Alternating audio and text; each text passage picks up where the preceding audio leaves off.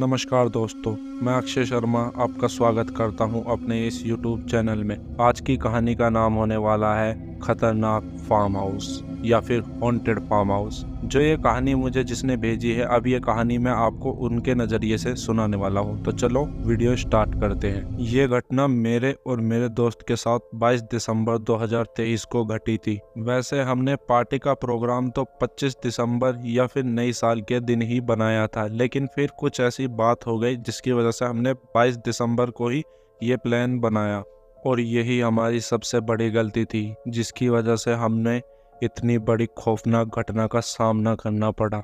22 दिसंबर शाम 7 बजे हम दोनों दोस्त एक जगह पर मिलने के बाद फिर हम दोनों दोस्त उस फार्म हाउस पर चले गए जहां पर हमें हमारे और भी दोस्त मिलने वाले थे। तो हम दोनों दोस्त कार में बैठे और निकल गए, और जैसे ही हम वहां पर पहुंचे और मैं कार से बाहर निकला, मुझे वो एहसास हुआ, वो भयानक एहसास। वो घर या फिर फार्म हाउस काफ़ी पुराना था, या यूँ कहो कई दशक पुराना था। मुझे समझ नहीं आ रहा था जो हमारा दूसरा दोस्त था उसने इतना पुराना फार्म हाउस क्यों ही बुक किया पार्टी करने के लिए, या फिर शायद वो मुझे जानता था कि मैं भूत प्रेतों ऐसी आत्माओं चीज़ों से बहुत ज़्यादा डरता हूँ। शायद इसीलिए मुझे तंग करने के लिए उसने ऐसा फार्म हाउस चुना। जब हमने उस घर को अंदर से देखा तो उसके अंदर जगह जगह पर पेड़ और झाड़ियाँ उगी हुई थी। वो घर इतना पुराना था कि थोड़ा सा भी भूकंप आते ही वो पूरा का पूरा घर ही नीचे गिर जाता। मैंने उस फार्म हाउस को देखते हुए अमित की ओर देखा।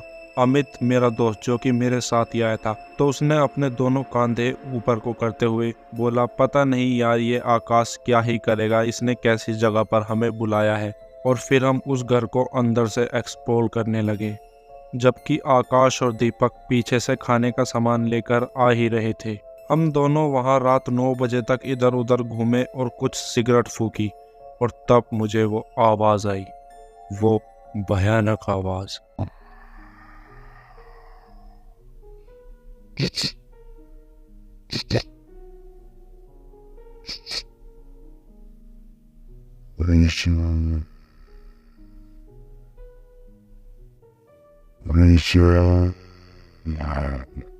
मैं उस आवाज़ को सुनकर अंदर तक कांप गया था, लेकिन फिर मैंने सोचा ये आकाश और दीपक है जो कि मुझे डराना चाहते हैं, क्योंकि उन्हें पता है मैं ऐसी चीज़ों से बहुत ही ज़्यादा जल्दी डर जाता हूँ।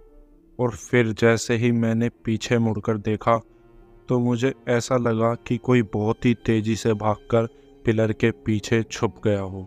फिर मुझे पक्का यकीन हो गया था कि हाँ, ये दीपक और आकाश ही है जो कि मुझे डराने की कोशिश कर रहे थे। लेकिन फिर वो हुआ जो नहीं होना चाहिए था। आकाश का फ़ोन आया, और जैसे ही मैंने फ़ोन उठाया तो आकाश बोला, हेलो विजय। हेलो विजय, आवाज़ आ रही है? मैंने उसे बोला, हाँ हाँ आ रही है, बता क्या हुआ, आया क्यों नहीं अभी तक, या मुझे डराने की कोई नई तकनीक है? फिर विजय बोला, अरे क्या बोल रहा है यार, हमारी कार पंचर हो गई है, अभी बनवाइए, हम 10 मिनट के अंदर अंदर वहाँ पर आ जाएंगे, तब तक तुम धुआं वुआं उड़ाओ। और ये सुनते ही मैं सुन्न पड़ गया। मैंने सोचा अगर ये दोनों वहाँ हैं तो फिर मुझे किसने आवाज़ दी थी। फिर मैंने सोचा मेरा वहम होगा, और 10 मिनट बाद वो दोनों आ गए। और अब क्योंकि हमें 12 बजे तक अपने घर वापस जाना था, इसीलिए हमने फार्म हाउस में एक अच्छा सा कमरा देखा और उसमें बैठकर खाना खाने लगे। और अब ज़्यादा से ज़्यादा मुश्किल से 10 या 12 मिनट ही हुई होगी, हमें अचानक से एहसास हुआ कि हम चारों यहाँ पर अकेले नहीं हैं। मेरा मतलब ये है कि हम चारों को यहाँ पर अच्छी तरह से पता था कि हम चारों के अलावा यहाँ पर कोई पांचवा नहीं है। और हमें जिस कमरे में बैठकर हम खाना खा रहे थे उसके बाहर से ऐसी आवाज़ आ रही थी मानो कि कोई पैरों में पायल पहनकर बार बार हमारे कमरे के सामने से भाग भाग कर जा रहा हो। और वो फिर अचानक वो पैरों के पायल की आवाज़ अचानक से ही हमारे कमरे के बाहर आकर रुक गई, मानो कि वो जो कोई भी पायल पहनकर घूम रहा था हमारे कमरे के सामने ही खड़ा है। हम चारों पीछे भी मुड़कर नहीं देखना चाहते थे, मानो हम आंखों ही आंखों में कह रहे हो कि पीछे बिल्कुल भी मत देखना। और अगले 2-4 मिनटों में हमें वो भारी पायल के कदमों की आवाज़ अपने कमरे से दूर जाते हुए सुनी। लगा कि वो जो कोई भी था हमारे कमरे से दूर चला गया है। और फिर जैसे ही अमित ने पीछे मुड़कर देखा तो हमारे 10 फीट दूर कोई खड़ा था। अमित ने इशारे में ही हमें कहा कि सारा सामान उठाओ और निकलो। उसने कहा कि खाने का सामान मैं उठाता हूँ और सिगरेट तुम रखो। लेकिन मुझे ये समझ नहीं आया कि उसने हमसे सिगरेट रखने को क्यों कहा, तब कि अमित हम में से सबसे ज़्यादा स्मोक करने वाला आदमी या बंदा था। और फिर अचानक दीपक चिल्लाते हुए बोला और उसने हमें कुछ गालियाँ दी और कहा तुमसे बहादुर तो 9-10 साल के बच्चे होते हैं। और फिर गुस्से में उसने एक चिकन का टुकड़ा लिया और उसे उसी ओर फेंक दिया जहाँ कुछ देर पहले अमित ने कोई खड़ा हुआ देखा था। उसका ऐसे करते ही अमित को भी गुस्सा आ गया और वो उसे बहुत ही ज़्यादा डांटने वाला था, लेकिन ऐसा करने का हमें मौका ही नहीं मिला। जैसे ही अमित खड़ा हुआ अचानक से लाइट चली गई और बेड, अलमारी, सोफ़ा और कमरे में जितनी भी लगभग चीज़ें थी वो सारी अचानक से थर थर काँपने लगी। और जिस कमरे में हम बैठे थे उसी के बगल के कमरे से चिल्लाने की आवाज़ें आने लगी, वो भी बहुत भयानक आवाज़ें। और हैरानी की बात तो ये है कि जिस कमरे में हम चारों थे उस कमरे में हमें सांस लेने में भी बहुत ही ज़्यादा दिक्कत आने लगी थी। और उसका नतीजा ये हुआ दीपक बेहोश हो गया और अमित को पैनिक अटैक आ गया।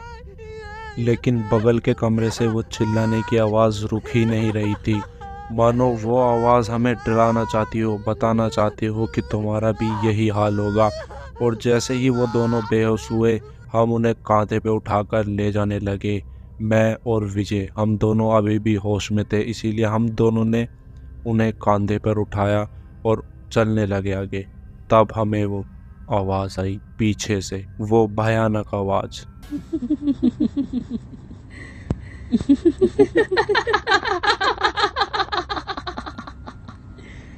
Kenapa tak tidur lagi, ha?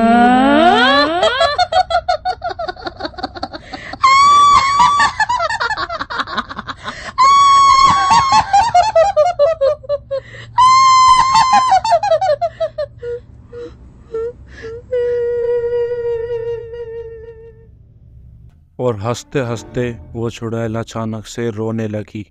इसका मतलब ये था, तुम्हें क्या लगता है कि तुम अपनी मर्जी से यहाँ पर आओगे और अपनी ही मर्जी से यहाँ से चले जाओगे? तुम यहाँ पर अपनी मर्जी से आ तो गए, लेकिन जाओगे मेरी मर्जी से। और हाँ, मैं तुम्हें जाने नहीं दूंगी, मैं तुम्हें मार डालूं। और मुझे और विजय को कुछ समझ नहीं आया। हमने तुरंत ही भागना चालू कर दिया और भागते भागते हम अपनी कार में पहुंच गए। अब आप लोगों को लगेगा कि कार में पहुंचना कौन सा आसान बात थी, लेकिन हमसे पूछिए, हम ही जानते हैं उस फार्म हाउस से निकलना भी हमें असंभव, नामुमकिन लग रहा था। किसी तरह से हम कार में पहुंचे और हम जाने लगे कार में अपने घर को। और हम सब अच्छे से अपने घर पहुंच गए, हमारे दोस्त भी होश में आ चुके थे।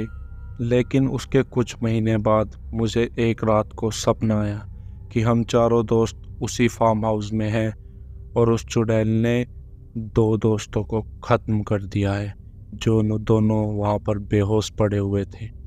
और मैं चिल्लाते हुए, डरते हुए सपने से जागा और मुझे चिंता होने लगी अपने दोस्तों की। मैंने उनके पास फ़ोन किया तो उनका फ़ोन भी नहीं लग रहा था। फिर मुझे लगा कि कोई नहीं, कुछ शायद उनका फ़ोन स्विच ऑफ हो गया हो, सुबह को घर पर जाकर ही पता कर लूँगा। जैसे ही हम उनके घर पर गए तो उनके घर पर काफ़ी ज़्यादा भीड़ लगी हुई थी। मुझे लगा पता नहीं क्या हो गया। और जैसे ही मैंने वहाँ पर जाकर देखा तो वहाँ पर पुलिस वाले भी खड़े हुए थे। पुलिस वालों ने मुझे अंदर जाने से रोका, बोला अंदर नहीं जाना।